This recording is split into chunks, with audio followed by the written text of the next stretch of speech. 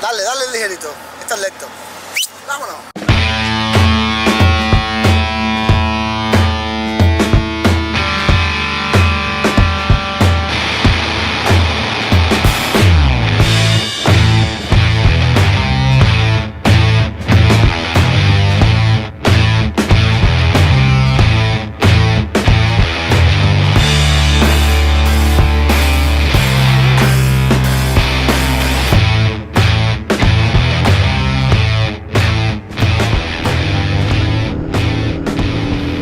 Howdy Internet, it's Chris, and the bike I'm on today is the 2017 Harley-Davidson Street Rod. Now I know what you're thinking, Chris, didn't you already ride the Street Rod back in Florida? Yeah, I did. Chris, in fact, didn't you crash a Street Rod?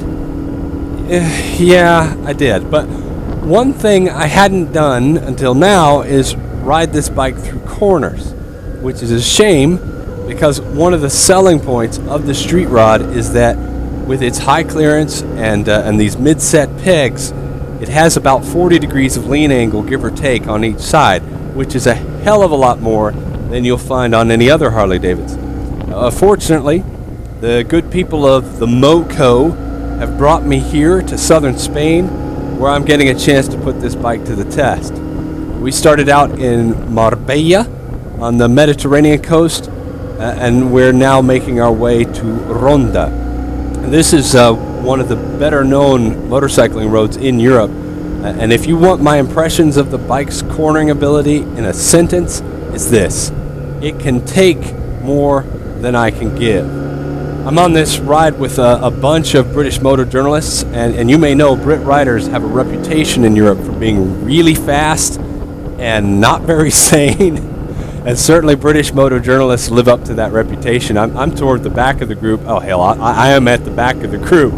And way up at the front, somewhere up there, is Adam Child from MCN. You know, he's raced in the Isle of Man TT. So, yeah, he's dragging the pegs on this thing. And I'll be interested to hear what he has to say. But, you know, if you're buying a budget Harley-Davidson and expecting to ride it like a sport bike, I can't help but think that any complaints you may have are rooted in your own misunderstandings.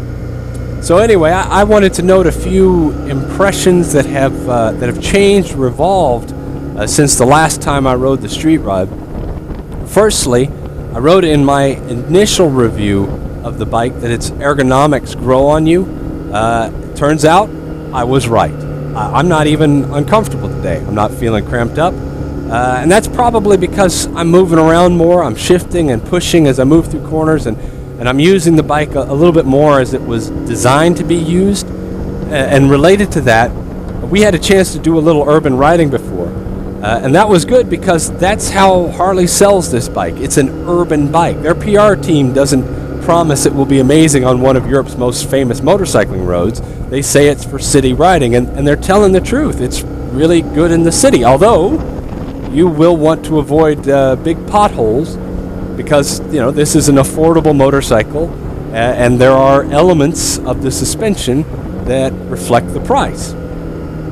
A second thing I've noticed or really confirmed since last riding this bike is that neutral is really hard to find. You know, in Florida I was experiencing that issue. I couldn't find neutral at stops, and I thought maybe it was just the particular bike I was riding. But I'm encountering the same issue here, and a number of my colleagues are dealing with it too. What's interesting to me is that the bike I rode in Florida would have been assembled in the United States, in Kansas City, I think, whereas this one, I assume, because we're in Europe, will have come from Harley's factory in India. But they both have the same issue, so discuss that one.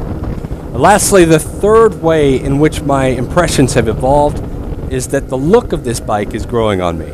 You know, I liked it in Florida okay, but I find I actually like it a lot more now. And I don't know why. I think maybe it's the environment. It fits the environment. This bike is aimed at the European market, and it works. It looks right here. The exception to my feeling is that there should be a different tank on this thing.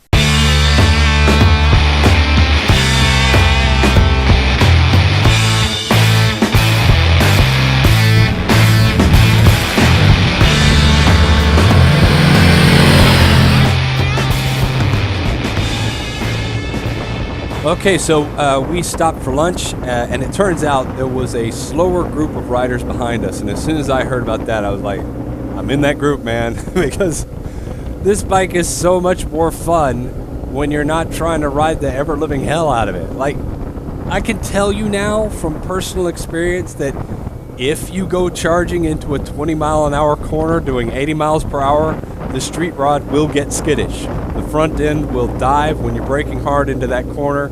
These Michelin tires, these Scorcher 21s, they are not track day worthy. But that kind of assessment is unfair, and this is not a Yamaha R6. If that's your metric, the Street Rod won't measure up. But me, personally, I don't want an R6. Now, don't get me wrong, I'm not trying to sell you on a boring bike. We're making progress here.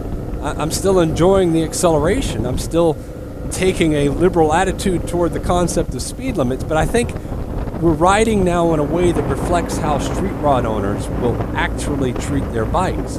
I'm having a damn good time. It's a weekday. Other people are in office jobs, and I am on a Harley-Davidson. A Harley-Davidson that goes through corners. A Harley-Davidson that's actually affordable. What's not to like? Look, I want to talk to my people right now, okay? People, if you grew up in the Central Time Zone like I did, if you grew up where and when I did, there were only two kinds of bikes, right? The quote-unquote crotch rockets and Harley. So when I was 19 and riding around in Minnesota, I couldn't really find a bike that I wanted.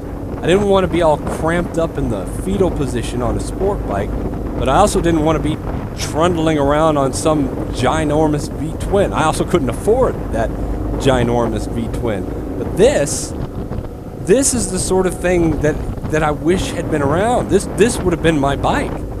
It's relatively comfortable, but it also has zip.